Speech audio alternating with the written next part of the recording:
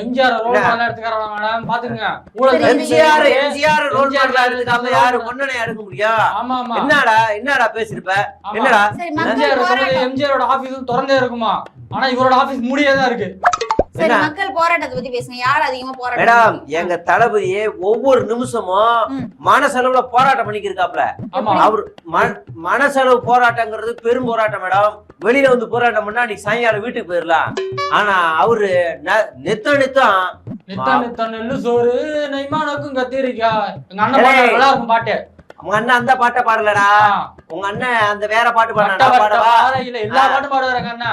நீ இந்த மாதிரி தம்பி பேசாத, எனக்கு பிடிக்கல. நீ வந்து நான் எம்எல்ஏ ஆனேன்னா உங்க எல்லாரையும் சொல்லி நொறுக்கி விடுவேன். சிரிப்பு கட்டாம ஏஞ்சு போக மேடம். டிபேட்ல சிரிப்பு கலக்க போகுது யாருன்னு காமெண்ட் பண்ணிட்டு இருக்காரு மேடம். ஒரு அப்படியா போக சொல்லுங்க. எங்க தளபதி கையெழுத்த என்ன தெரியுமாடா? உன் சேனலை முடக்குறதாண்டா. உன் சேனலை முடக்கிறதுக்கு எங்க தளபதி எங்க ஆளுநரை வச்சு உன் சேனலுக்கு அன்லைக் பண்ண வச்சு உன் மனசு கஷ்டமாக்கி உன்னைய சோகமாக்கி வீட்டுல உட்கார வைக்கல. இதாண்டா எங்க கொள்கை, தேர்தல் வாக்குறுதி. இதாண்டா எங்களோட முதல் கோரிக்கை. விஷயம் தெரியுமா? என்ன சேனல்ல வந்து மத்தவங்க பாக்குறத உங்க ஆளுங்க பாக்குறதா அதிகம். அப்படியா? ஆமா. எப்படி தெரியும்? அதெல்லாம் காட்டுமா? ஆமா, அதிகமா வர. எனக்கு கீழே வந்து கதறதுன்னு தெரியுதுல. இந்த பாரு, நீ என்ன கலாய்ச்சிருக்கியா அப்ப இவ்வளவு நேரம்?